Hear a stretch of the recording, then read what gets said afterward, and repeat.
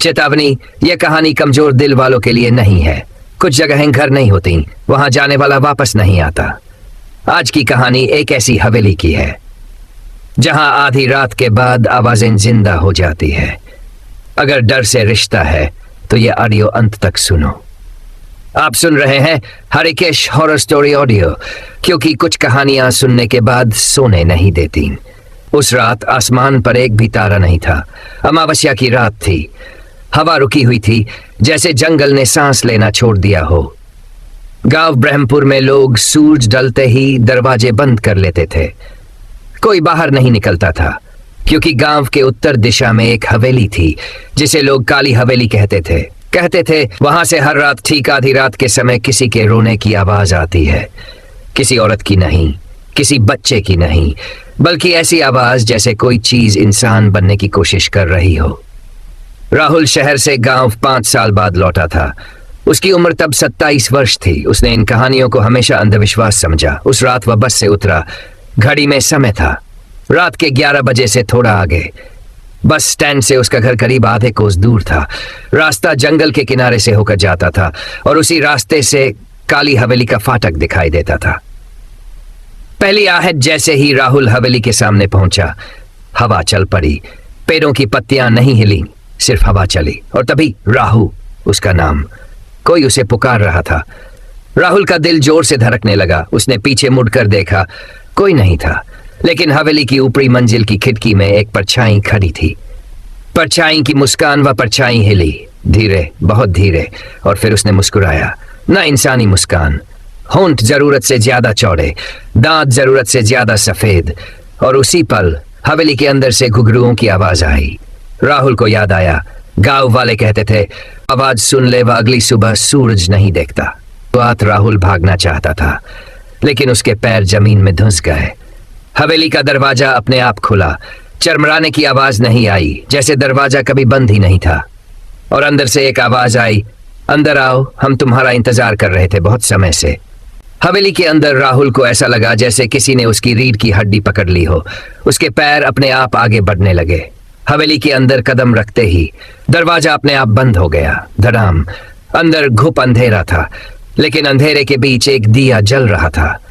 अजीब बात यह थी कि दिए की लौ हिल नहीं रही थी। दिए के पास बैठी व दिए के पास एक औरत बैठी थी। उसकी पीठ राहुल की तरफ थी, बाल जमीन तक फैले हुए। बालों में सफेद लटे नहीं, बल्कि पूरी तरह सफेद। राहुल ने कांपती आवाज में पूछा, कौन हो तुम? औरत धीरे धीरे खड़ी हुई। उसका चेहरा घूमने लगा, लेकिन गर्दन नहीं मुड़ी, पूरा शरीर घूम गया। चेहरा जो नहीं होना चाहिए था उसका चेहरा। आंखें नहीं थी, सिर्फ गहरे काले गड्ढे। नाक गायब, मुंह जरूरत से ज्यादा नीचे। और आवाज आई, तुम देर कर आए राहुल। राहुल ने कभी उसे देखा नहीं था, फिर भी वह उसका नाम जानती थी। हवेली का इतिहास दीवार पर अचानक लाल अक्षर उभरने लगे, जैसे किसी ने खून से लिखा हो।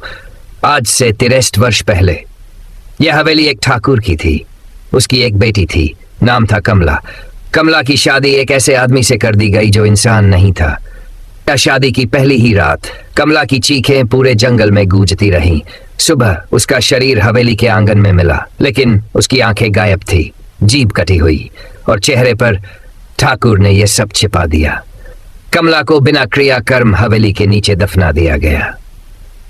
उस रात के बाद हर अमावस्या हवेली से आवाज आने लगी, और जो भी हवेली के पास गया वह अगली सुबह बिना आंखों के मिला। गांव में अब तक 11 लाशें मिल चुकी थीं। राहुल का सच। औरत राहुल के पास आई, उसका ठंडा हाथ राहुल के माथे पर रखा और बोली, तुम आखिरी हो। राहुल की यादें लौट आईं। उसे याद आया उसके पिता की मौत इसी हवेली में हुई थी, और उस रात राहुल वहीं मौजूद था। आधी रात हवेली की घड़ी बजने लगी। ठीक आधी रात एक एक कर दीवारों से परछाइयां निकलने लगी। सबके चेहरे एक जैसे, बिना आंखों के, और सब एक साथ बोले, अब बारी तुम्हारी है। आधी रात का नियम, घड़ी की आखिरी घंटी गूंजी और हवेली के भीतर सन्नाटा मर गया। अब कोई आवाज नहीं थी, न परछाइयां। राहुल अकेला खड़ा था, लेकिन तभी उसके कान के पास किसी ने फुसफुसाया, पीछे मत देखना। जब पीछे देखा, राहुल ने पीछे देखा। उसकी माँ खड़ी थी, वही चेहरा, वही साड़ी, वही माथे की बिंदी, लेकिन उसकी आंखें पूरी तरह काली थी। माँ ने कहा, बेटा तुमने वादा तोड़ा। बचपन का पाप राहुल की यादें टूटने लगीं। 15 साल पहले बरसात की वही रात, वही हवेली। उसके पिता गांव के तांत्रिक थे। उन्हें पता चल गया था हवेली में कोई चीज रहती है जो आत्मा नहीं, कुछ और है।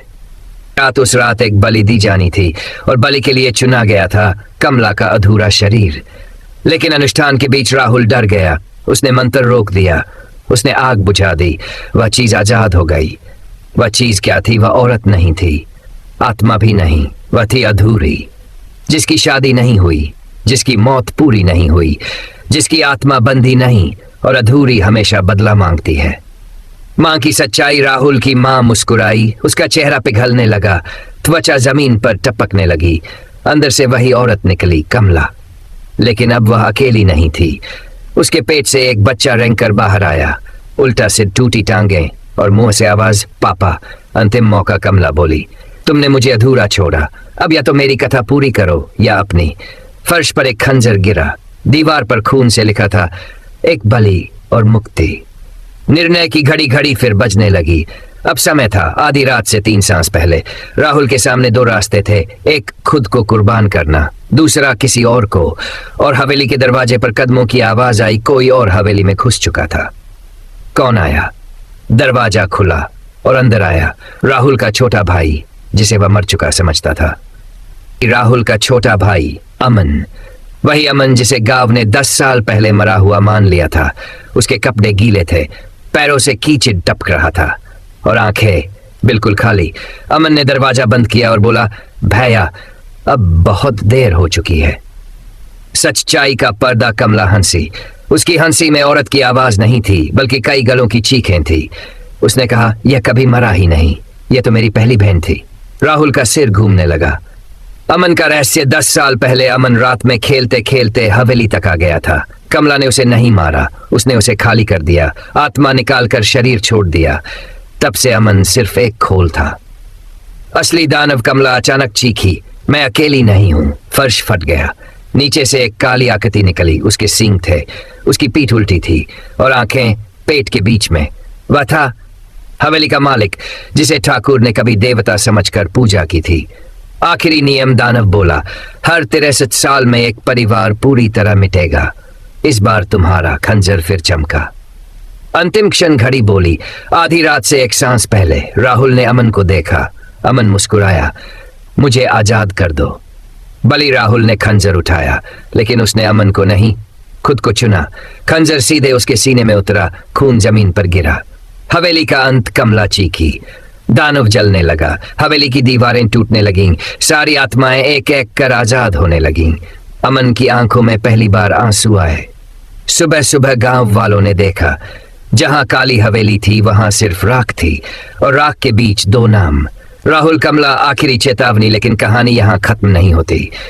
हर अमावस्या की रात अगर तुम ध्यान से सुनो तो हवा में एक आवाज आती है, अधूरी कथाएं कभी मरती नहीं। अगर आपको यह हॉरर स्टोरी पसंद आई हो तो वीडियो को लाइक करना न भूले, चैनल को सब्सक्राइब करें और कमेंट बॉक्स में अपने गांव या शहर का नाम जरूर लिखें। हो सकता है अगली हॉरर कहानी आपके ही गांव या शहर पर हो।